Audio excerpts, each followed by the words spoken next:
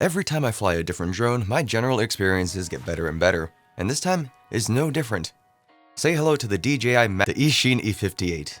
If you like the sleek look of the DJI Mavic but you're not too fond of the price tag, this little guy tries his best to be a competitor. And for those of you looking to impress, it's a pocket-sized fold-up quadcopter standing 1.75 inches or 4.5 centimeters tall that will certainly give you a sizable bulge. You'll find the power button on top of the device accompanied by some blue LEDs that you would think might indicate battery life or connectivity, but don't seem to do anything aside from illuminate two of the three icons, a red LED and battery around the rear, a couple of headlights in white, and a micro SD card slot at the bottom. Out of the box, you get the drone with a battery, a micro USB charging cable, a manual, 4 spare propeller blades, a screwdriver for swapping them in or out, 4 optional propeller guards, and a controller. The drone can be connected to your phone through the JY app via Wi-Fi. Simply turn the drone on, turn on the controller and pair it, go into your phone's Wi-Fi settings and find the little guy and connect. Open up the app, hit play, and you should be ready to go. Your phone can then be used as a viewfinder for the drone's 720p camera, which does allow for some vertical adjustment, but only manually. It cannot be done from the app or the controller. Within the app, you can take pictures, record video, fly the drone outright if you don't feel like using the physical joysticks, and even coordinate trajectory flying if you don't want to use the digital joysticks either. You lazy bum. Photos and videos are saved directly to the SD card, which is not included with the package. Photos taken in the app will be saved to the phone as well, but not videos. You can, however, transfer the videos from the SD card in the drone through Wi-Fi to your phone. As for the controller, it leaves me with a mostly positive impression.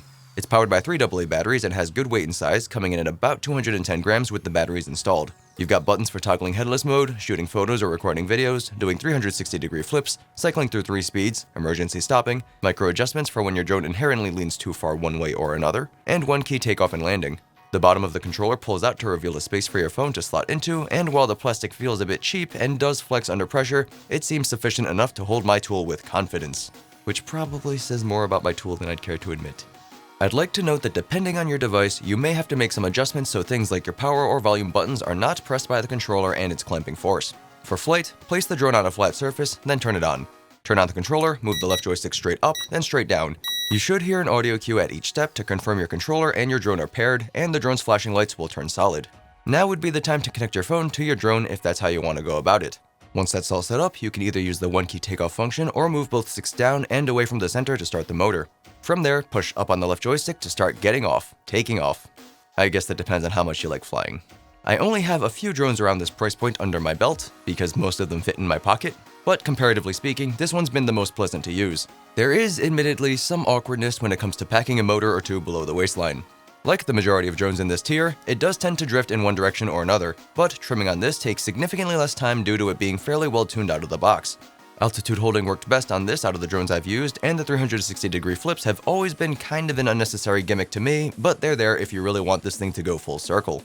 Using the controller, the experience is mostly positive. The right joystick does get kind of caught when rotating in a counterclockwise direction at the 9 o'clock position, but that's the only major hitch I've run into so far. The 500 mAh battery will last about 7 to 9 minutes, but closer to 5 or 6 when you're recording video, and will charge in a little over an hour through micro USB, which is great news if you've lost the included cable like I did. The low battery warning comes in the form of blinking lights on the drone. An audio notification on the controller would have been nice, but I can see how that would quickly become agitating. The drone only weighs about 95 grams, so it does get shaky in the wind, but the 720p camera isn't meant to be used for any kind of fancy cinematography anyway. And you shouldn't lose control unless you're trying to fly in a hurricane, which I wouldn't really recommend regardless, since this thing isn't advertised to be weatherproof. The drone isn't perfect due to some small issues with the controller and its fairly minimal tendency to lean one way or another, but for the price you pay of around $80 at the time of writing this, it's the best starting option I've played with up to this point. I'm an awful pilot and crashed on more than one occasion without using the propeller guards, but the drone still flies as it did on day 1, and the spare blades have been spared from my incompetence. If you're looking for a drone to get a feel for the skies, I can confidently recommend this one as being one of the more compelling options. And so that's all I have to say about that. Like, dislike, comment, subscribe, share, leave me questions if you got them. Thanks for watching. My name is Steven, and I am ALittleDIMM. Bye-bye. You'll find the power button on top of the device, accompanied by some blue LEDs that you would think might,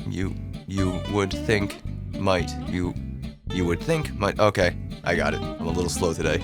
The drone can be connected to your phone through the JY app via Wi-Fi. Damn it! And even coordinate trajectory,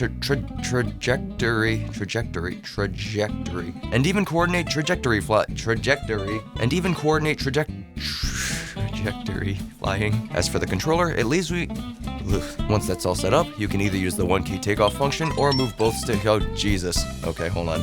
I have friends coming over tonight. Wow, that sounded sad. Never mind. And so that's all I have to say about that. Like, dislike, comment, subscribe, share, leave me questions if you got them. Thanks for... I stopped to think and I don't know why. Thanks for watching. My name is Steven and I am ALittleDIMM.